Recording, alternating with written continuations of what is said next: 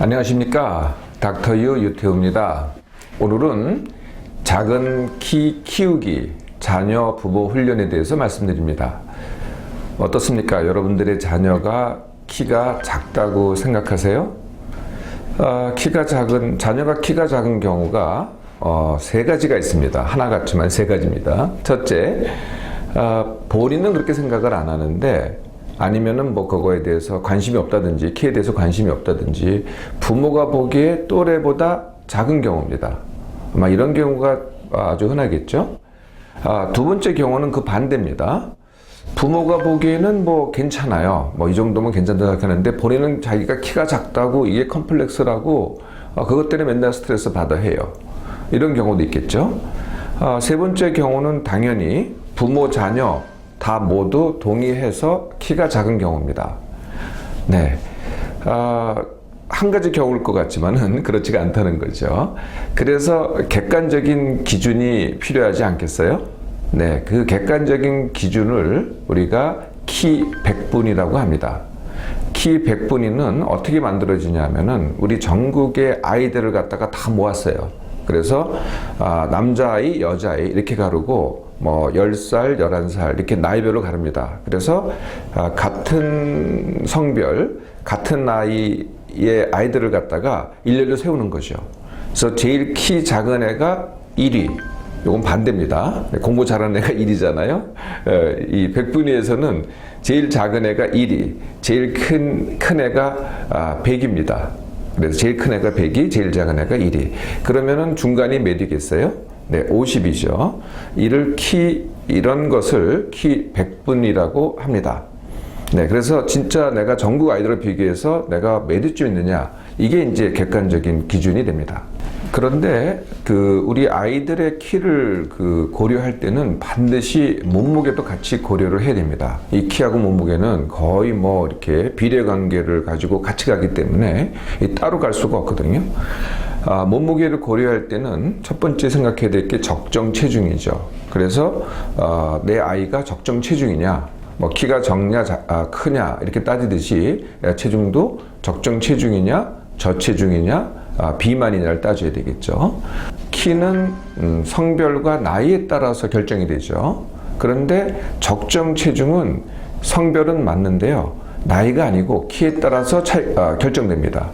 나이가 아니죠. 그러니까 키가 얼마냐에 따라서 내 적정 체중이 결정되는 거거든요. 네, 이렇게 결정된 적정 체중을 기준으로 그거보다 10%가 넘어가면은 비만입니다. 그리고 그거보다 10%가 적으면은 저체중입니다. 쉽게 정의할 수 있죠. 네. 이렇게 해서 몸무게도 같이 고려하면서 이제 키 키우기를 해야 됩니다. 자, 사례를 한 사람 볼까요?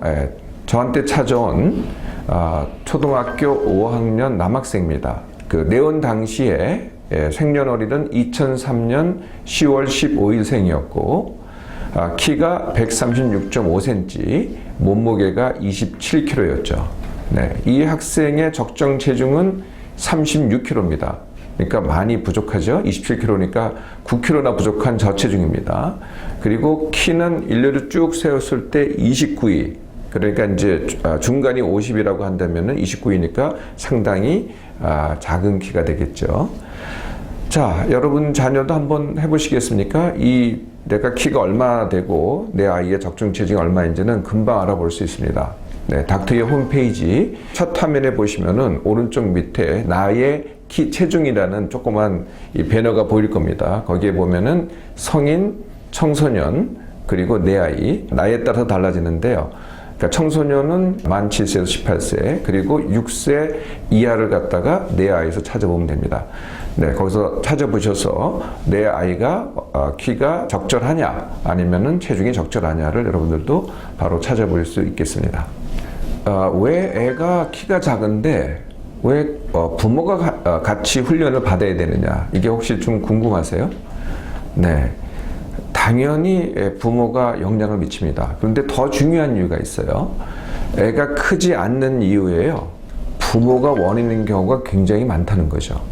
네, 그러니까 부모가 바뀌지 않으면은 애가 클 수가 없습니다. 그러니까 흔히 우리가 아이의 문제를 볼 때 이게 아이의 문제다, 자녀의 문제다 이렇게 생각하기 쉬운데요. 그렇지 않습니다. 부모의 문제인 경우가 더 많다는 거죠. 그래서 부모가 반드시 훈련을 같이 해야 됩니다. 또 효과 면으로 봐도 그렇겠죠. 아이 혼자 하는 것보다는 부모가 같이 할 때가 훨씬 더 효과가 좋습니다. 그동안 그 아이의 키를 키우기 위해서 어떤 방법들을 하셨나요? 뭐 많이들 하시는 게 영양제 아닐까요? 칼슘 등의 영양제, 아니면은 뭐 키가 큰다는 뭐 굉장히 뭐 많은 그 광고들을 하는, 선전들을 하는 건강기능식품이 있습니다. 이런 특별한 식품을 통해서 내 아이의 키를 키우겠다. 두 번째 방법은 뭘까요? 한약이 아닐까요? 그 다음에는 네, 그 외에도 예를 들면은 성장판을 자극한다는 뭐 마사지도 있고요, 운동도 있고요. 이래저래 다 안 되면은 또 심각하게 고려하는 게 뭘까요? 그게 성장 호르몬 주사입니다.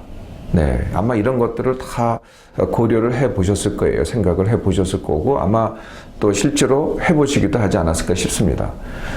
그런데 그 효과가 정말 있었을까요?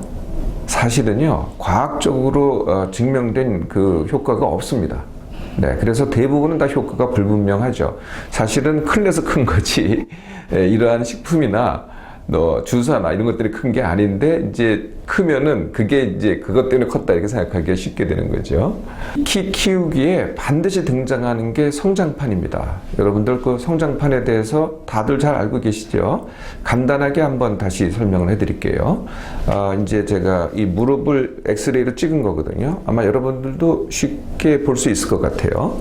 네, 왼쪽이 아직은 열려 있는 성장판입니다. 여러분 눈에도 보이시죠? 약간 그 간극이 벌어진 게.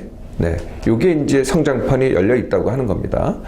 또 오른쪽을 보면은 이 뼈와 뼈사이 간극이 하나도 없어졌죠. 그 있어야 될 그 위치의 간극이 다 없어졌잖아요. 네, 요것을 닫힌 성장판이라고 하죠. 여기까지는 이해하기 쉽죠. 이게 눈으로 봐도 금방 알 수 있습니다. 자, 성장판이 닫혔다. 이게 무슨 의미일까요?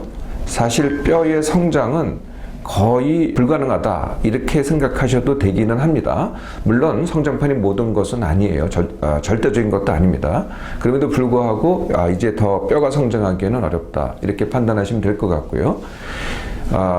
성장판이 열려 있다 이럴 때는 두 가지 경우가 있어요. 하나는 열려 있기는 한데 그래도 닫히는 정도가 훨씬 더 진행돼 있다. 이거를 이제 조숙하다고 합니다.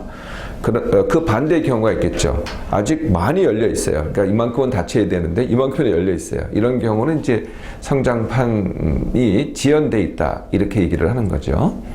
뭐 이거는 다 참고 사항이고, 성장판이 그 아이 성장의 키에 절대적인 영향력을 미친다. 그렇게는 생각하지 않으셔도 됩니다. 자, 이제 키 키우기 훈련을 이제 시작해 볼까요? 일단은 목표와 기간이 가장 중요합니다. 그러니까 얼마만한 기간에 얼마만한 키를 키우는 게 이게 성취 가능하냐. 네, 이게 이제 목표와 기간이 되겠습니다. 닥터이에 제시하는 바는 6개월에 3cm입니다. 네, 그게 이제 적절한 현실 가능한 성취 가능한 목표가 되겠죠. 이제 이 경우는 체중이 적정인 경우의 얘기고요. 만약에 저체중이다. 그러면은 체중도 같이 찌워야 됩니다. 이런 경우에는 키는 6개월에 3cm, 몸무게는 6개월에 5kg가 됩니다. 네, 이 목표를 가지고 이제 자녀 부모 훈련을 시작하도록 하겠습니다.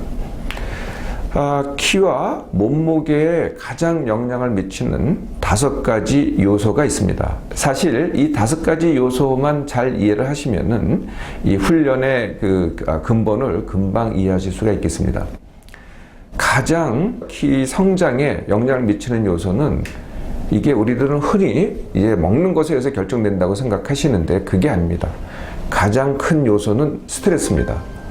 이것도 의문을 가지시는 분이 많으세요. 아이들이 무슨 스트레스냐? 아이들은 어른 못지않게 스트레스를 갖고 있습니다. 그러니까 어른들이 갖고 있지 않은 스트레스를 갖고 있을 뿐이지 아이들도 힘들다는 거죠. 이 스트레스의 다른 말이 힘듦이거든요. 아이들이 힘들다. 이건 아마 거의 모든 부모님들이 동의하지 않으실까요? 네, 힘든 거를 힘들지 않게 하는 것이 키를 크게 하는 방법이죠. 이게 첫 번째입니다. 두 번째가 살을 찌워야 됩니다. 네, 살을 찌워야만 하니까 특히 저체중인 경우에는 살을 찌워야 키가 큽니다. 그래서 살 찌우기를 어떻게 할 것인가. 또 중요한 게 못지않게 중요한 게 숙면이라는 겁니다. 잘 자는 거거든요. 이게 누구나 다 잘 잘 것 같은데 이게 그렇지가 않습니다. 그래서 제일 중요한 빅3가 이 세 가지입니다. 내가 스트레스가 없고, 그 다음에 살을 찌우고, 그 다음에 잘 자고, 이 세 가지가 제일 큰 거고요. 우리가 흔히 알고 있었던 무엇을 먹냐, 잘 먹냐, 건강에 나쁜 음식을 안 먹는다, 이렇게 가려 먹기는 그렇게 상대적으로 덜 중요합니다. 그래도 뭐 필요는 합니다. 그리고 운동도 그거보단 덜 중요하죠. 어쨌든 이런 스트레스, 살찌우기, 숙면, 그리고 먹기, 운동, 이렇게 5 요소가 키 키우기의 훈련이 되겠습니다. 자, 내 아이가 무슨 스트레스가 있을까요? 이것부터 아셔야 되겠죠? 네. 표면상으로는 당연히 학업이 되겠습니다.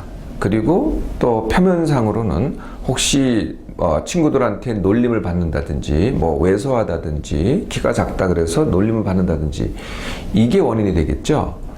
그런데 진짜 감춰져 있는 이유가 있습니다. 이게 많은 부모님들이 간과하는데 그 이유가 뭐냐면은 부모 자신입니다. 아이들한테 가장 큰 스트레스는요, 부모 자신의 개입, 간섭, 이런 것들이라는 거죠. 네, 이게 참 좀 어떻게 보면은 듣기가 좀 거북하시죠. 근데 실제로 그렇습니다. 두 번째가 형제 자매가 또 원인입니다. 형제가 뭐 둘 있다고 하면 둘 사이의 갈등이 스트레스가 되고요. 없으면 또 없는 대로 또 이것이 또 스트레스가 됩니다. 이 스트레스는 뭐 성인도 마찬가지지만은 굉장히 개별적입니다. 그러니까 남들은 저게 스트레스가 아니야. 일반적으로도 그게 스트레스가 아니야. 그런데 내 아이는 그게 스트레스가 될 수가 있어요. 이건 아마 여러분들도 비슷할 겁니다. 남들이 아무리 쉽다고 해도, 아무리 그게 편하다고 해도 나한테 스트레스면은 스트레스인 거거든요. 아이들도 똑같습니다. 굉장히 개별적이죠. 그래서 내 아이의 문제를 다른 아이의 문제랑 비교해서 볼 건 아니고요. 내 아이가 그것 때문에 힘들면은 그냥 힘들다고 받아들이시는 게 내 아이의 스트레스를 해결하는 이제 첫 번째 길이 되겠죠. 자, 그러면은 어떻게 이 스트레스를, 내 아이의 스트레스를 줄여줄 수 있을까요? 네. 그것의 첫 번째는 아이가 아니고 부모 자신입니다. 그래서 우리가 이렇게 생각을 하죠. 나는 힘들고, 나는 못 먹고, 나는 헐벗어도 내 아이한테만큼은 나는 특별한 것을 해줄 거야. 많이들 이렇게 생각을 하세요. 그래서 그냥 희생을 하고 잠도 못 자고 건강을 해치고 이렇게들 자녀를 돌봅니다. 그런데 내가 이렇게 주고 싶잖아요. 그런데 내 자녀가 받아가는 것은 내가 주는 게 아니고요. 나의 사는 모습입니다. 내가 불행하고 부모가 불행하고 부모가 건강하지 않잖아요. 그러면 그대로 내 아이의 스트레스가 됩니다. 그것이. 그래서 내 아이의 스트레스를 줄여주는 첫 번째 방법은 누구의 행복이냐? 바로 부모의 행복이죠. 부모의 건강 행복. 그 중에서 특히 가장 큰 영향을 미치는 엄마의 건강 행복이 첫 번째 할 일입니다. 자, 두 번째가 많은 엄마들이 그래요. 어떻게 생각하시냐면은 어려서, 내 아이는 아직 어려서 내가 돌봐줘야죠. 네, 갓난아기 때는 당연히 돌봐줘야 됩니다. 그래서 그냥 노심초사를 해요. 24시간 내 아이가 잘 자나, 뭐 잘 먹나, 어디 가서 잘 노나, 하여튼 일거수일투족이 다 이 머릿속에 들어와 있죠. 그러니까 이게 이제 처음엔 괜찮았는데요. 갓난아기 때는 그게 맞았는데 아이가 성장을 하잖아요. 그러면 그게 스트레스가 된다는 거죠. 그래서 닥터이가 제시하는 방법은 스스로 설계입니다. 이것을 다른 말로 하면은 방목이 됩니다. 네, 방목. 이해가 되시죠? 우리가 이제 소들을 방목을 합니다. 그 소들을 방목한다는 게 뭐냐면은 이렇게 울타리를 쳐놔요. 울타리를 쳐놔서 뭐 낭떠러에 떨어지지 않게, 또는 계곡에 빠지지 않게, 또는 뭐 외부에서 뭐 이 들짐승 들어와서 잡혀먹지 않게, 이렇게 이제 울타리를 쳐놓는 거죠. 그런데 그 안에서는 마음대로 뛰노는 겁니다. 뭐 그렇게 뛰놀다 보면은 뭐 넘어지기도 하고 엎어지기도 하고 뭐 개울에 빠지기도 하고 그러잖아요. 근데 다 스스로 일어나기도 하고 이제 그런 걸 경험하면서 크는 게 바로 방목이죠. 제가 방목을 이렇게 자꾸 제안을 해드리면은 많은 부모들이 그거를 방치라고 생각하시더라고요. 방치. 이거 방치 아니냐? 아닙니다. 방목입니다. 그러니까 그러니까 높아졌을 때 엎어지지 않게 한다. 이러면은 이제 간섭이 되는 겁니다. 그러면은 아이는 나약해지거든요. 근데 엄마가 다 대신 해주잖아요. 다 나약해집니다. 애 능력이 키워지지가 않죠. 이 나약할 때 엄마가 하는 말이 또 같은 말입니다. 아직 어려서. 그렇지 않습니다. 아무리 어리더라도 심지어는 갓난아기라도 기회를 줘보세요. 반드시 스스로 일어납니다. 네, 기회를 안 주니까 못 일어나는 거지. 기회를 주면 줄수록 더 빨리 일어나는 속도가 더 빨라지는 거죠. 자, 이게 가장 중요한 두 가지고요.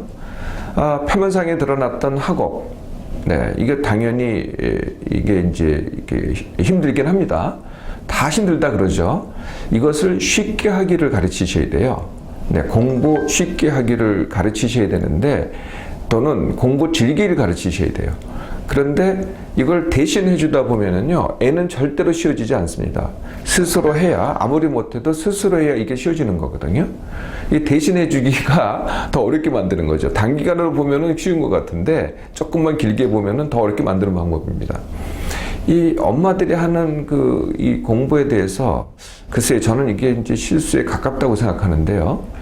이렇게 말씀하시는 분들이 많아요. 너 공부 힘들지만 조금 힘들게 공부하고 이따 놀아. 이렇게 얘기하는 분들이 많더라고요. 그러면은 노는 거는 즐겁고 쉬운 거고 공부는 어려운 게 돼버리거든요. 그럼 내 자녀가 그렇게 인식이 돼요. 아, 공부는 힘든 거다. 또는 하기 싫은 거다라고 인식이 되는 거죠.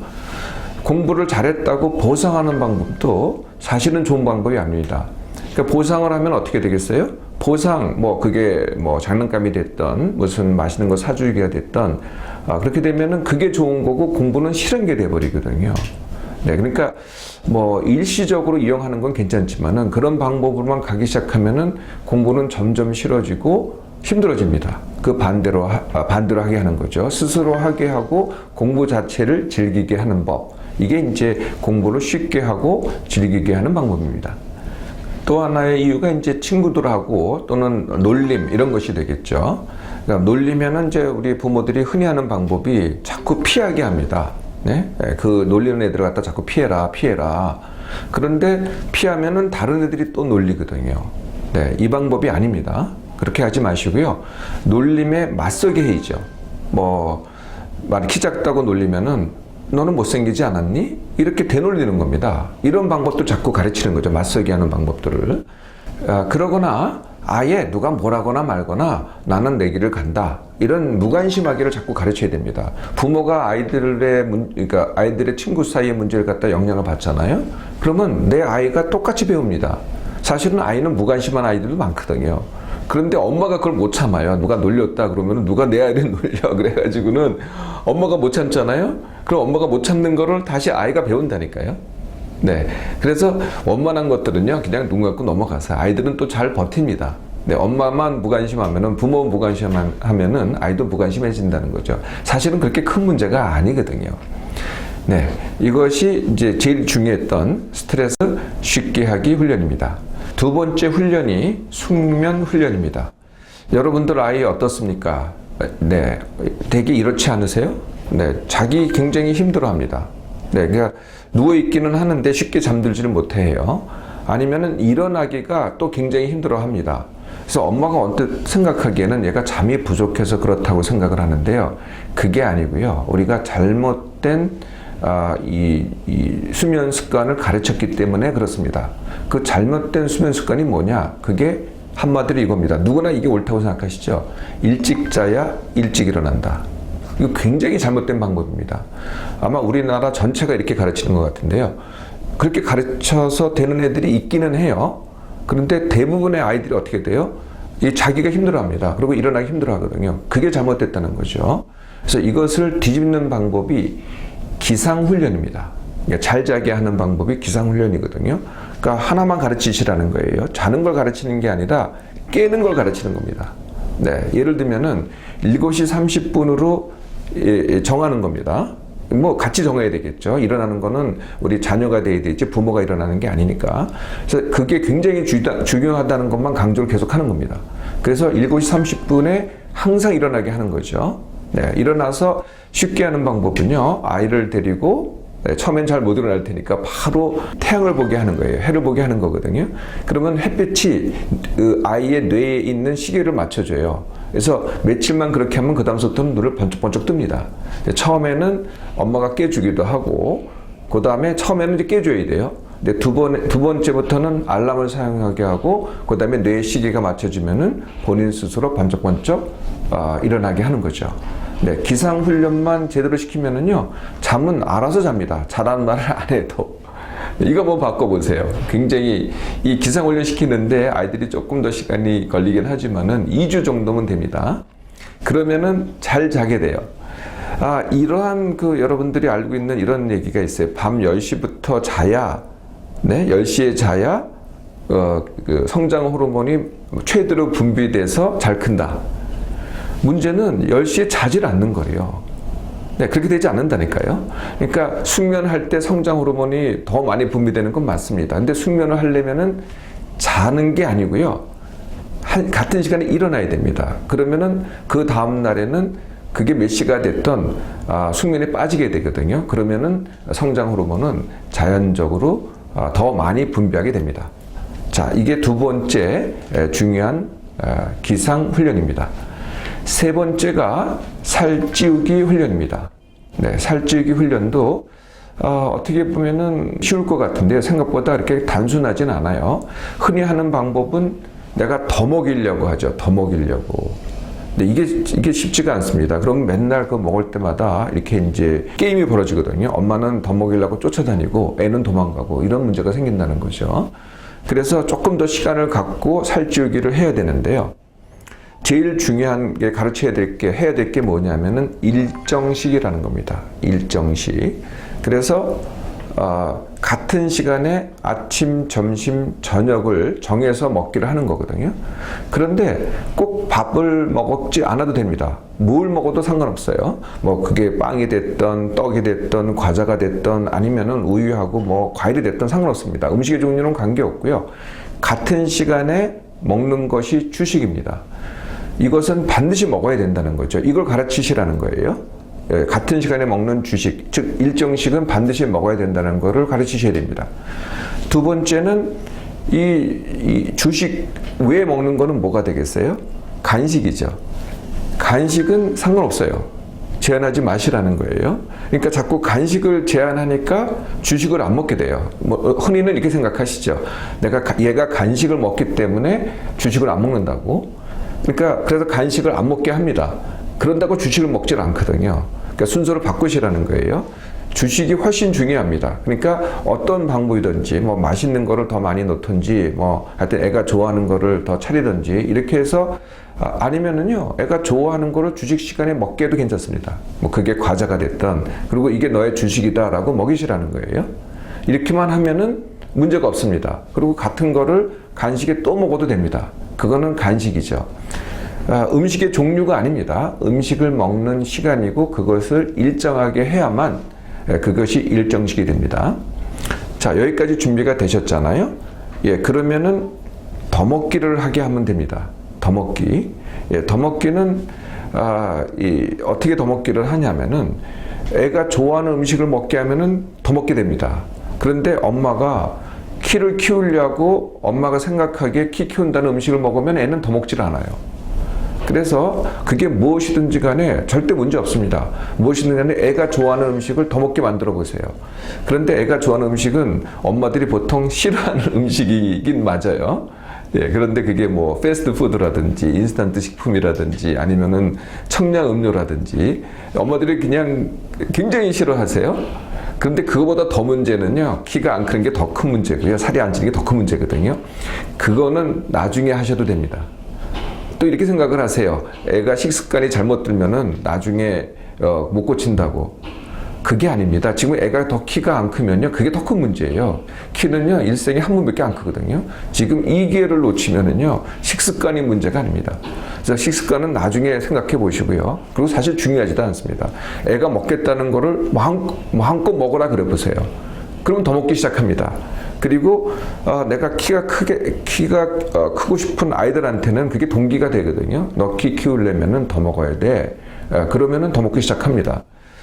저한테 오는 아이들은 제가 어떻게까지 이걸 훈련시키냐면요.